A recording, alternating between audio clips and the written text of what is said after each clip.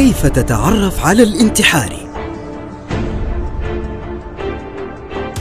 ملابس غير ملائمة، مشي غريب، توتر وقلق وتعرق شديد، تنفس بطريقة متسارعة، النظر باتجاه الهدف، تحريك الشفتين، حمل حقيبة أو صندوق، تجاهل النداء مهما وجه له، حلق اللحية قبل العملية، روائح كالمسك.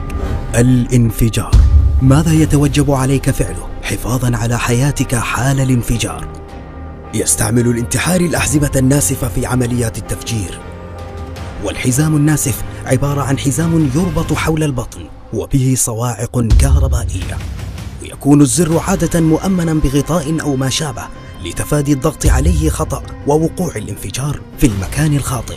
وبالتالي فإن مسك يدين الانتحاري بشكل جيد مرفوعتان إلى الأعلى لكي لا يستطيع الضغط على الزر إذا اكتشف أمره في وقت مبكر يقي ذلك من وقوع الانفجار. في حالة حصول الانفجار لا قدر الله عليك اتباع ما يلي: لا تحاول الهرب فسرعة الانفجار كبيرة جدا. انبطح أرضا على بطنك، حاول أن تجعل قدميك باتجاه مصدر الانفجار ورأسك في الجهة المقابلة. غط ما يظهر من رقبتك ووجهك بكفيك لتؤمنهما من الشظايا. اجعل فمك مفتوحا للوقاية من تغير الضغط على الرئتين.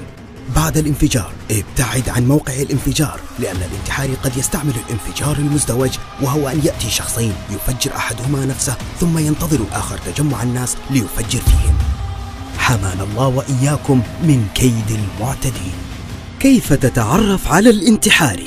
مع تحيات وزارة الصحة، المكتب الإعلامي.